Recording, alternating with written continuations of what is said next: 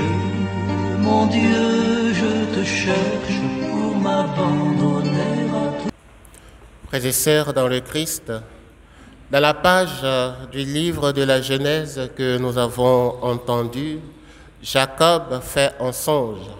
Et dans ce songe, il voit une échelle qui relie la terre et le ciel. Et dans ce songe, Dieu renouvelle les promesses qu'il avait faites à ses pères, Abraham et Isaac. Dieu avait promis à Abraham de lui donner une descendance aussi nombreuse. Abraham mourut, donnant naissance à Isaac. Dieu fit cette même promesse à Isaac. Isaac laisse son fils Jacob, et voilà que le Seigneur reprend, il renouvelle cette promesse. Et dans le renouvellement de cette promesse à Jacob, on voit cette image de l'échelle qui peut faire penser à un pont entre le ciel et la terre. Avec la présence de Dieu, la terre et le ciel, le royaume de Dieu sont désormais unis. L'homme peut convenablement passer de la vie sans Dieu à la vie avec Dieu dans la vie du bonheur éternel. Jacob, en reliant, en revivant cette expérience de Dieu, se sachant loin de Dieu, découvre en réalité que la terre sur laquelle il est couché est aussi le domaine de Dieu et que Dieu y est présent.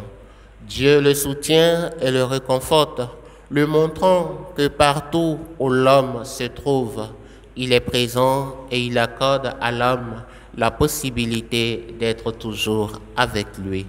Ce pont que Dieu fait à travers cette image de l'échelle se réalise pleinement en Jésus-Christ, lui qui est le médiateur entre Dieu et les hommes, lui qui est le véritable pont entre la terre et le ciel, car par sa mort et sa résurrection, le Christ nous permet de passer de la mort à la vie en Dieu, là où il fait toujours bon vivre.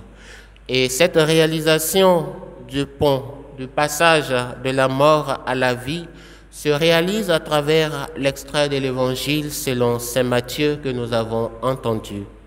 En effet, dans cet extrait de l'Évangile, le Seigneur montre sa puissance d'un simple geste ou d'une seule parole. Il apporte la santé et la vie.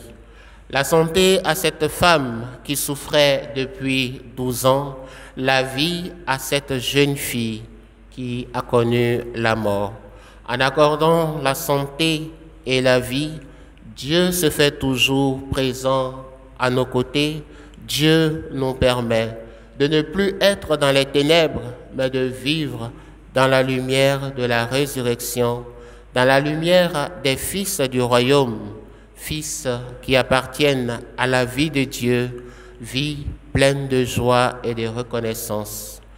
Dans cette action de grâce, donc, demandons au Seigneur de nous accorder ces dons, dons de santé et dons de vie, pour que nos activités puissent aller de l'avant, pour que lui-même soit toujours rayonnant en nous.